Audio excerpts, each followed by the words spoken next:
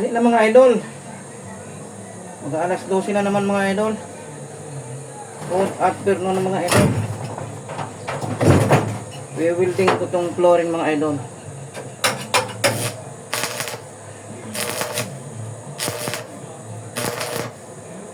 Bago pinturahan ito, babrush ko lang ito mga idol. Hindi naman ito ano. Kukulit ko lang ito.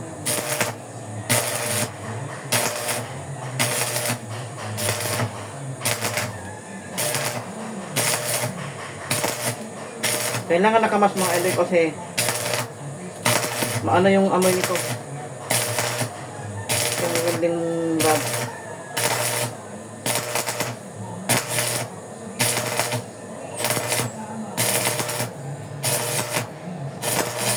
Mabaho.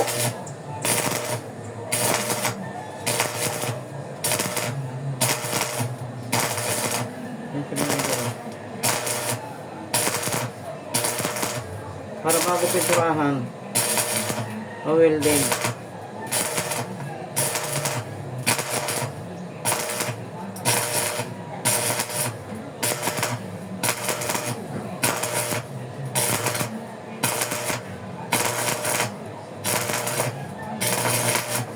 Daw kumain, tapusin ko muna itong flooring na sa mga idol.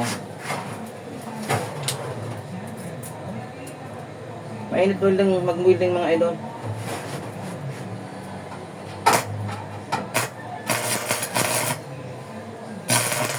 Okay lang mga idol, huwag ka lang magbasa.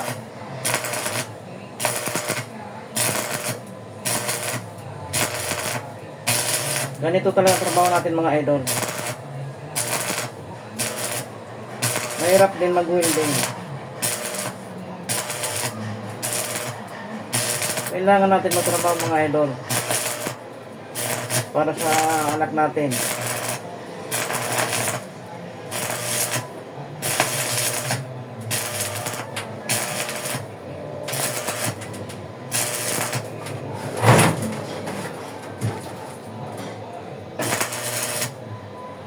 Pero hindi naman ano dito kasi may bubong naman.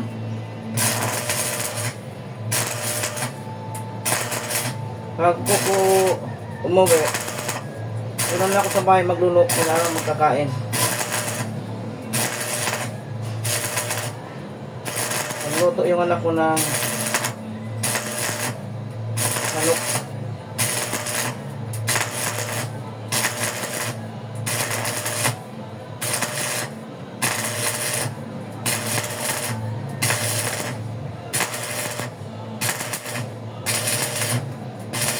Ganyan lang mga idol. Kailangan yung kamay mo nito nakapulso.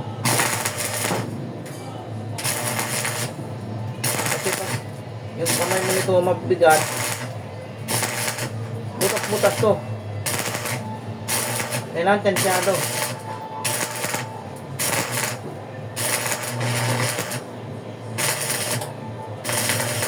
Delikado sa mata itong mga idol.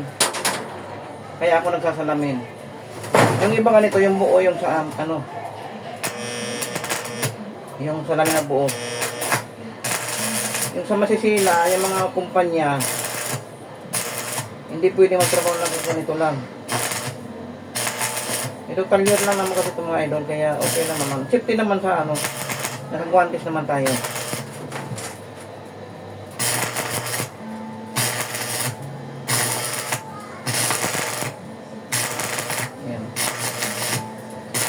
Kunti na lang naman din. Mag-aalas 12 na. Kakain na.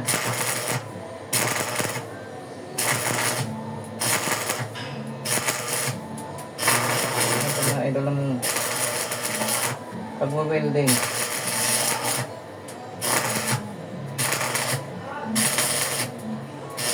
Medyo mahirap lang din mga idol, pero okay lang mga idol. Kaya sa tamang trabaho mga idol, tamang proseso. Kasi na magtambay ka dyan sa ano, wala rin naman. Wala rin maasahan mga idol.